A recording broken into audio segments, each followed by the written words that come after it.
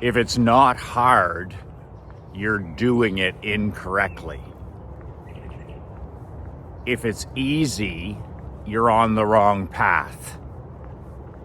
Michael McLean, NoBullBook.com, coming to you on a 15,000 step morning road work. Just a little after 6. Look at that sunrise behind me. That is my gift for the day. That is proof that there is more work today to do. Every time I'm given this another day, I say to myself, I thank my Creator. I thank my God for giving me an opportunity. He's not done with me. There's more for me to do. I need to become an elite man, an elite father, an elite husband, an elite entrepreneur, and an elite community leader. I need to find a way to serve more people. And that sunrise is proof of that. Another day, nothing matters but today.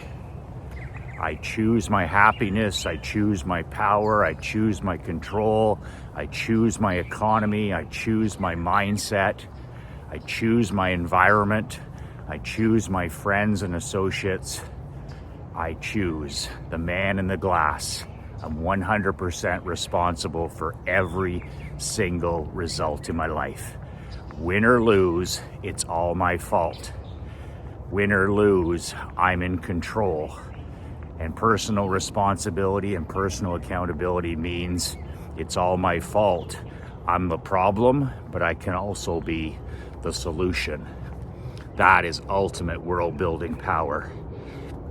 I've been talking a lot about Jerry Seinfeld, the comedian, because I've been studying him through a couple of books and some articles that were done on the great multi-million-dollar world builder. Seinfeld is the ultimate world builder. He lives life and does business on his own terms, period. He has personal sovereignty. He's built his own planet Jerry Seinfeld.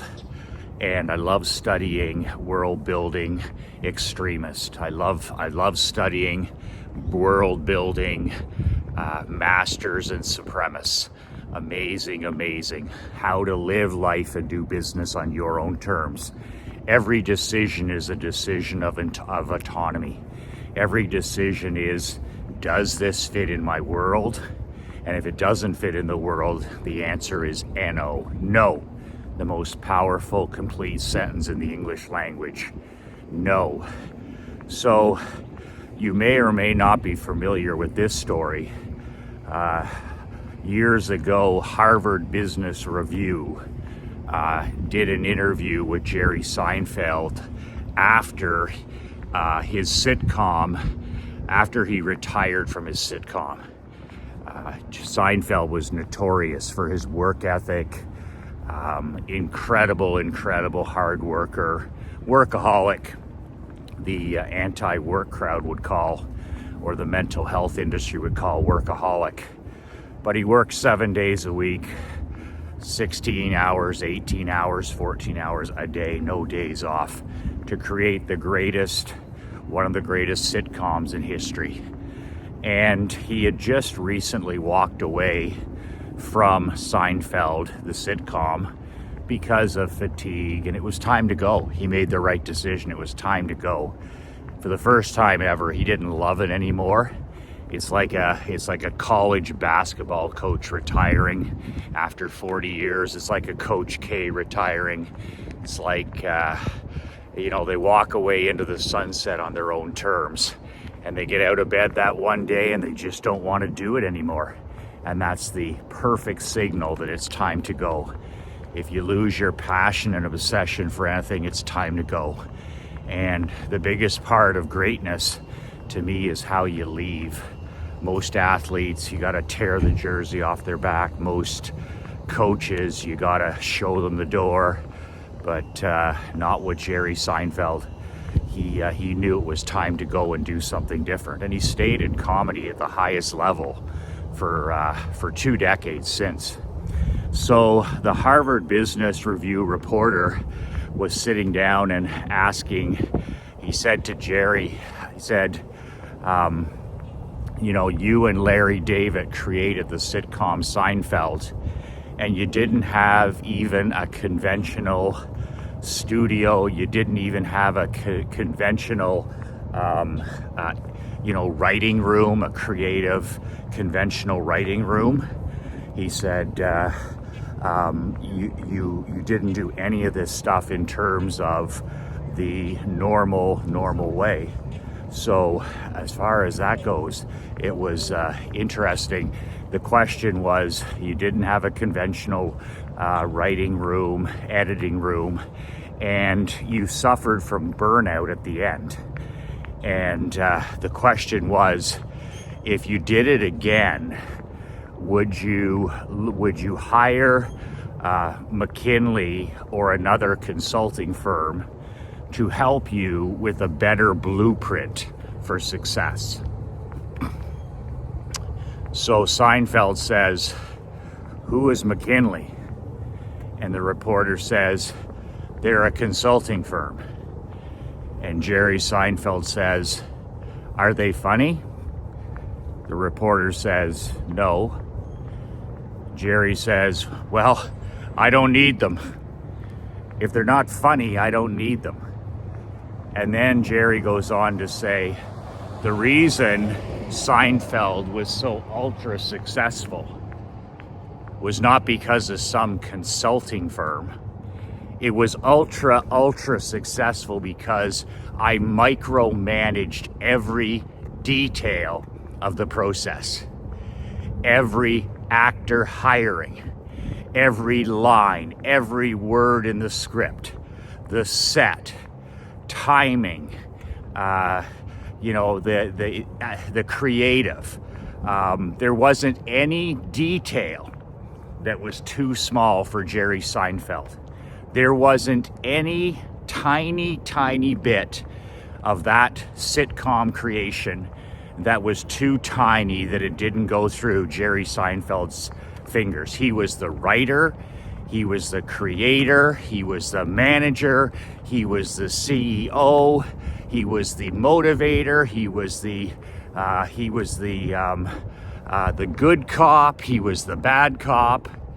He literally micromanaged every single detail of that operation, and that is why it was successful. And then Seinfeld said something that really applies to a badass world builder like you. He said, if it's not hard, you're doing it incorrectly. If there's not all kinds of problems, if it's easy, you're not doing it correctly. It's supposed to be hard. That goes back to a concept that I've really been emphasizing with my 10-year-old daughter and myself personally. If it's not difficult, is it even worth doing? If it's not hard, you're doing it incorrectly. If it's not hard, then there's very little value. So there's no happiness, there's no peace of mind, there's no self-respect, there's no championships on the other side of magic pills and easy buttons and hacks, that new word hacks, any shortcut, constantly looking for the easy way, constantly looking for the lazy way, the shortcut way, everything at your fingertips. But that's not how championships are won. That's not how championship worlds are won. That's not how things of value are created and achieved. If it's not hard, you're doing it the wrong way. Jerry Seinfeld, if it's not hard, you're doing it the wrong way. And if it's easy, you're on the wrong track. Everything about that sitcom was hard. 14, 16, 18-hour days. That's hard. He was working on Christmas Eve during this video, during the interview. Christmas Eve, 14 hours on Christmas Eve. But that's why he's the best. That's why he's number one. And you look at all, success leaves clues. Success leave clues, and you look at all the greats, the men that changed their industry, the women that changed their sport, and you look at it, and if there's the common denominator is it was hard.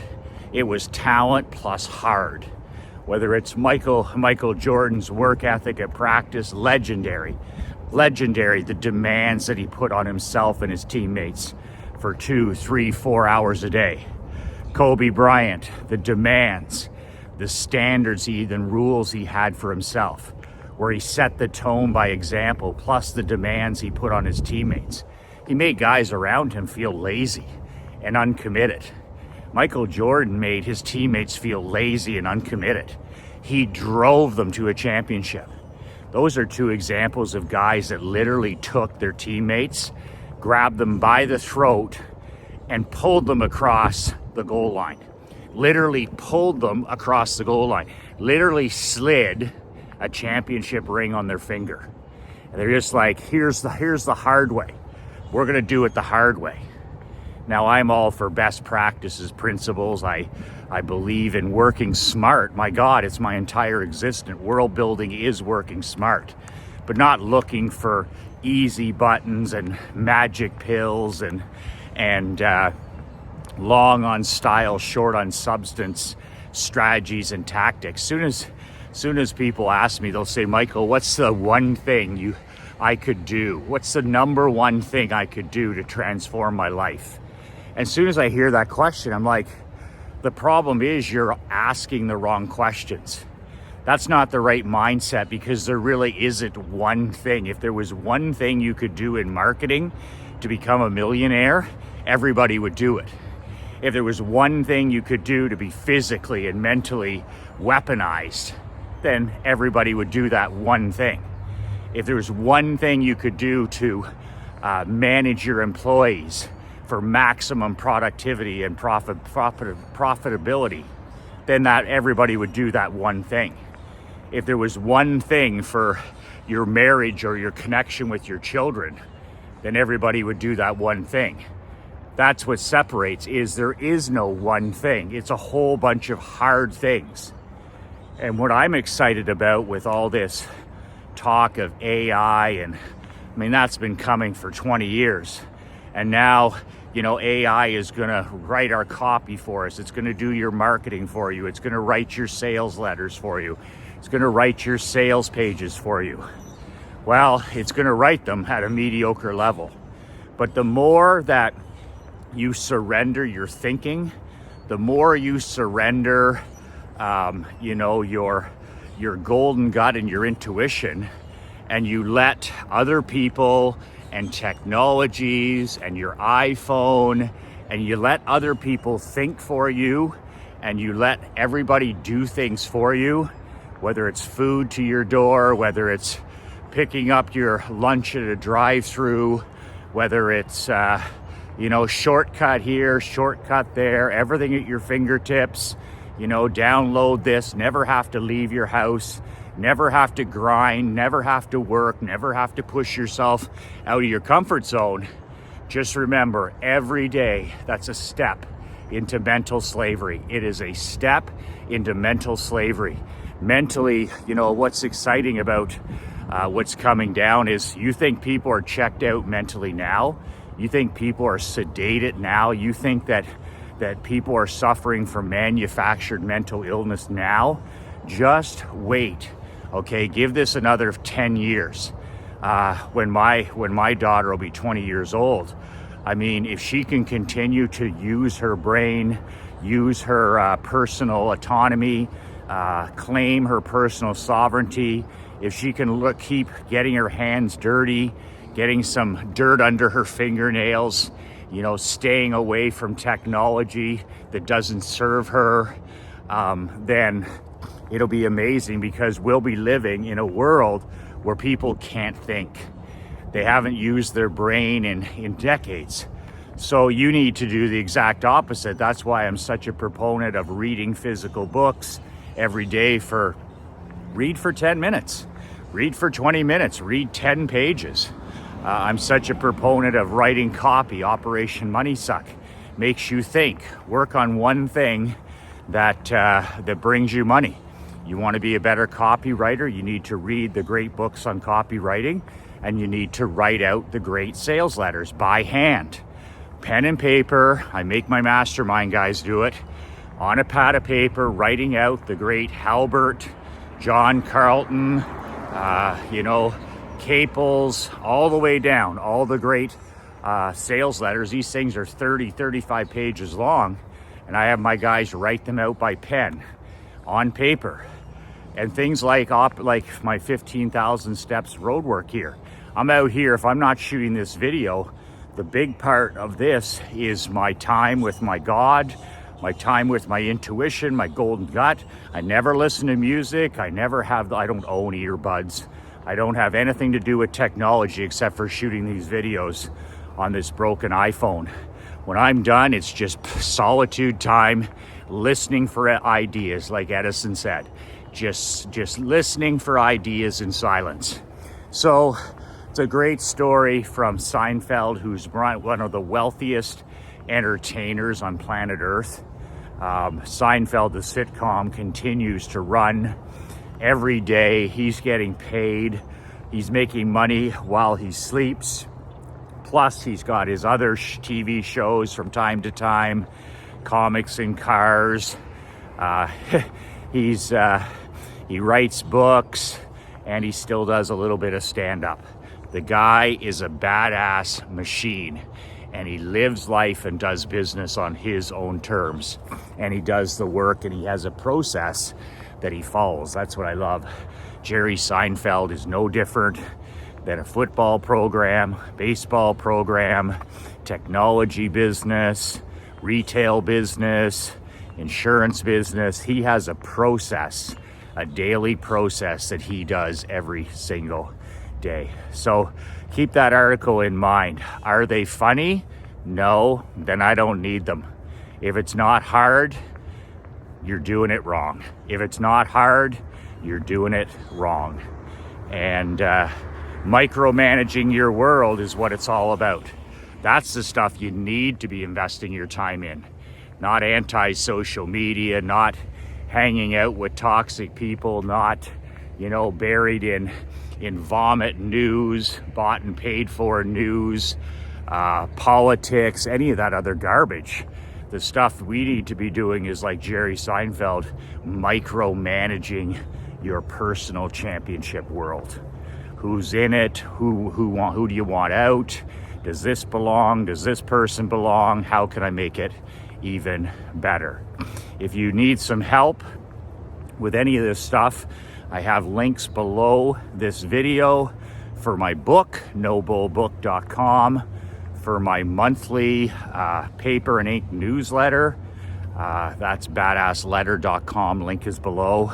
And my World Builders, Badass World Builders online mastermind, which is for the top 5%ers, the men who are serious about taking their life to the next level.